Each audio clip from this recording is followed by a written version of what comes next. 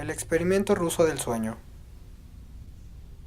Investigadores rusos a finales de los 40 mantuvieron a 5 personas despiertas por 15 días, utilizando un estimulante basado en gas.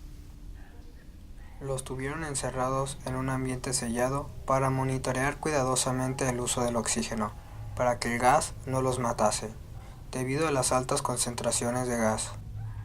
Esto fue antes de que existiera el circuito cerrado, por lo que tuvieron que usar micrófonos y ventanas con grosor de 5 pulgadas para monitorearlos. El cuarto estaba lleno de libros, cobijas para dormir, pero ninguna cama, agua corriente, baño y la suficiente cantidad de comida para que los 5 sobrevivieran por un mes. Los sujetos de prueba eran prisioneros políticos declarados enemigos del Estado durante la Segunda Guerra Mundial. Todo estuvo bien por los primeros 5 días. Los sujetos rara vez se quejaban, después de que falsamente se les había prometido su libertad si aceptaban tomar parte de la prueba, y no dormir por 30 días. Sus conversaciones y actividades fueron monitoreadas, y los científicos notaron que conforme pasaba el tiempo, ellos hablaban sobre incidentes traumáticos de su pasado. Después de 5 días, se empezaron a quejar de las circunstancias y eventos que los llevaron a donde estaban, y empezaron a demostrar paranoia severa. Dejaron de hablar entre ellos y comenzaron a murmurar de manera alterna en los micrófonos. De manera extraña, todos parecían creer que podían ganar la confianza de sus captores si traicionaban a sus camaradas. Después de 9 días, el primero de ellos empezó a gritar. En un principio se creyó que esto era un efecto del gas. Corría por todo el cuarto gritando repetidamente por 3 horas seguidas. Después, trató de continuar gritando, pero solo podía dar un grito ocasional. Los científicos postularon que físicamente se había destrozado las cuerdas vocales. La parte más sorprendente de este comportamiento fue cómo sus compañeros reaccionaron a esto. O mejor dicho, cómo no reaccionaron. Continuaban murmurando en los micrófonos hasta que el segundo de los prisioneros empezó a gritar. 2 de los prisioneros que gritaban tomaron los libros y llenaron página tras página de sus propias heces, y de manera calmada los pusieron sobre las ventanas del cuarto. Los gritos cesaron de repente, al igual que los murmullos de los micrófonos. Pasaron otros 3 días. Los investigadores checaban los micrófonos constantemente para asegurarse de que trabajaban, porque creían que era imposible no escuchar sonidos con 5 personas dentro. El consumo de oxígeno indicaba que los 5 debían seguir vivos. De hecho, el consumo de oxígeno era el necesario para 5 personas que hacían ejercicio extenuante. En la mañana del 14º día, los investigadores hicieron algo que no debían hacer para llamar la atención de los prisioneros. Utilizaron el intercom dentro del cuarto esperando provocar respuesta de los prisioneros, pues temían que estuvieran muertos o en estado vegetal. Anunciaron: abriremos el cuarto para probar los micrófonos. Aléjense de las puertas y acuéstense con las manos atrás en el piso o se les disparará. Se le otorgará la libertad a uno de ustedes si obedecen. Para su sorpresa, escucharon solo una frase, con voz calmada: no queremos ser liberados. Hubo gran debate entre los investigadores y fuerzas militares que financiaban el proyecto. Sin poder provocar más respuestas utilizando el intercom, finalmente se decidió abrir el cuarto a la medianoche del día número 15. Se limpió el gas del cuarto y se llenó de aire fresco. Inmediatamente, voces de los micrófonos empezaron a objetar. 3 voces diferentes rogaban por la vida de sus seres queridos que encendieran el gas nuevamente. Se abrió el cuarto para sacar a los prisioneros. Gritaron más fuerte que nunca, al igual que los soldados, cuando vieron lo que había dentro.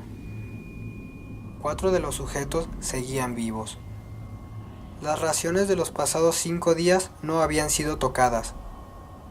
Había pedazos de carne de las costillas y de las pantorrillas del sujeto muerto, colocados dentro del drenaje del centro del cuarto bloqueándolo.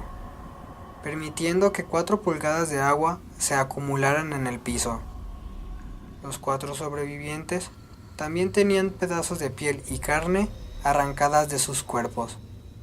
La destrucción de tejidos y la exposición de huesos en la punta de sus dedos indicaban que las heridas fueron infligidas por las manos y no con los dientes, como era de suponerse. Al examinarlos, se descubrió que la mayoría de las heridas fueron autoinfligidas en su mayoría. Los órganos detrás de las costillas fueron removidos, mientras que el corazón, los pulmones y el diafragma seguían en su lugar. La piel y la mayoría de los músculos pegados a las costillas fueron arrancados, exponiendo a los pulmones. El tracto digestivo de los 4 sujetos podía verse trabajar, digiriendo comida. Rápidamente se hizo aparente que se estaba digiriendo su propia carne, y que ellos la arrancaron y se la comieron en el transcurso de los días.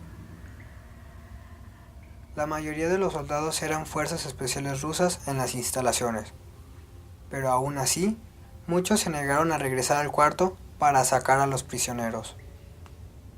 Estos, sin embargo, insistían a gritos que los dejaran dentro y de manera alterna rogaron y demandaron que se encendiera el gas nuevamente, para evitar quedarse dormidos. Para sorpresa de todos, los sujetos pusieron una resistencia feroz durante la extracción. Un soldado ruso falleció cuando uno de los sujetos le mordió el cuello.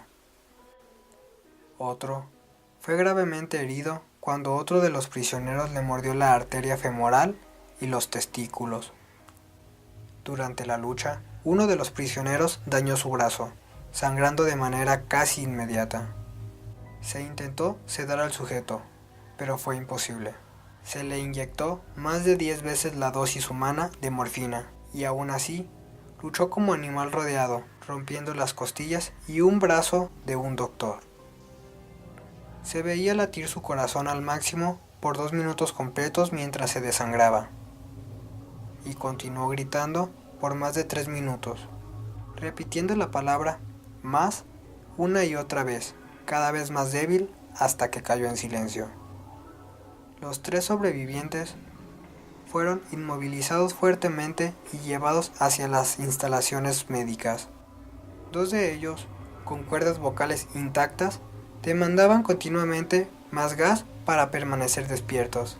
El más herido de los 3 fue llevado al único cuarto de cirugía que había en las instalaciones.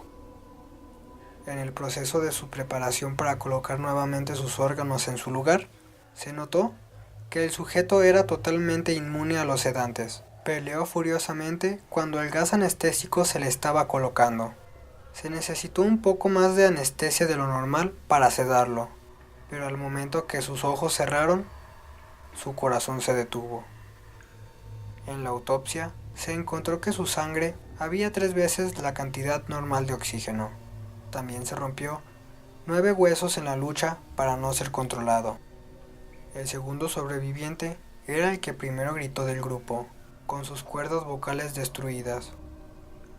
Él no pudo objetar la cirugía, y solo reaccionaba agitando la cabeza violentamente en desacuerdo cuando se le administraba el gas anestésico.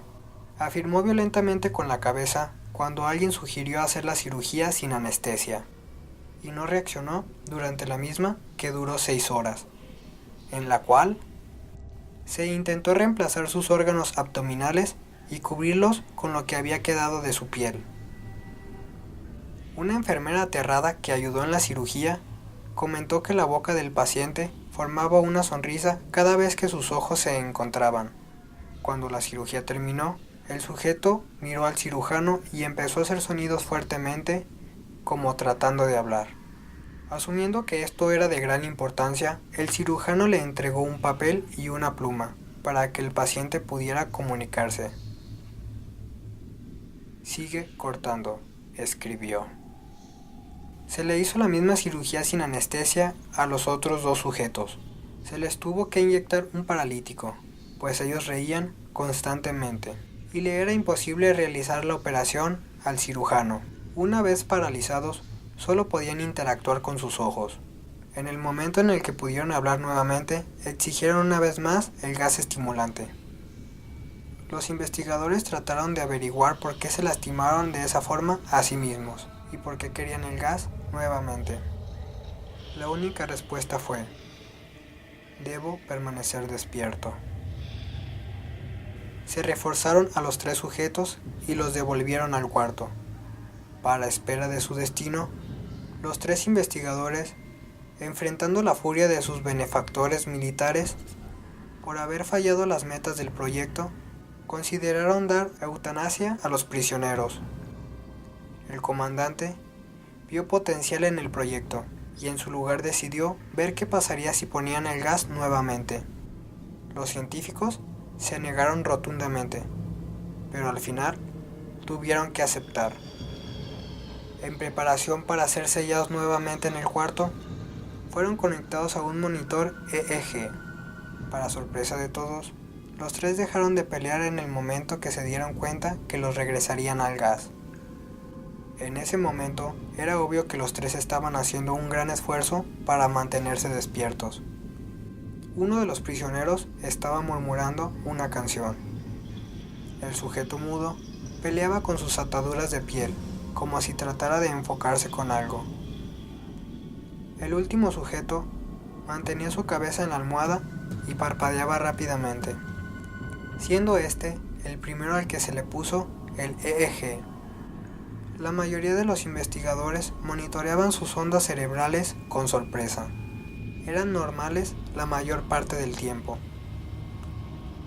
Algunas veces aparecía una línea recta de manera inexplicable. Parecía que repetidamente sufrían de muerte cerebral. Mientras analizaban los datos, una enfermera notó que los ojos del sujeto se cerraron. Sus ondas cerebrales cambiaron inmediatamente por las del sueño profundo. Luego se pusieron rectas, y de manera simultánea, su corazón se detuvo. El único sujeto que quedaba, que podía hablar, comenzó a gritar para que lo encerraran en ese momento. Sus ondas cerebrales mostraban la línea recta del sujeto que acababa de morir por quedarse dormido. El comandante dio la orden de sellar el cuarto con los 2 prisioneros dentro, junto con 3 de los científicos. Uno de los 3 inmediatamente tomó una arma y abrió fuego contra el comandante, matándolo de un tiro entre los ojos. Después apuntó al prisionero mudo y le voló el cerebro. Apuntó al prisionero que quedaba vivo, mientras que los demás investigadores escaparon del cuarto. «No me encerrarán con estas cosas, no contigo», le gritaba al prisionero que estaba atado al camastro. «¿Qué eres?», demandó. «Necesito saber». El prisionero sonrió. «¿Tan fácilmente te has olvidado de mí?», el prisionero preguntó. «Somos ustedes.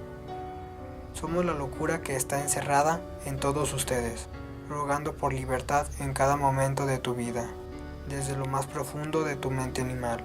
Somos aquello de lo que te escondes en tu cama todas las noches.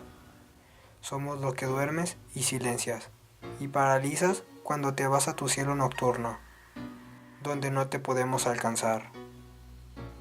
El investigador hizo una pausa, apuntó al corazón del prisionero y disparó. El EEG mostró una línea recta, mientras el sujeto débilmente murmuró, «casi tan libre». Yo soy Abraham N. y esto fue el experimento ruso del sueño.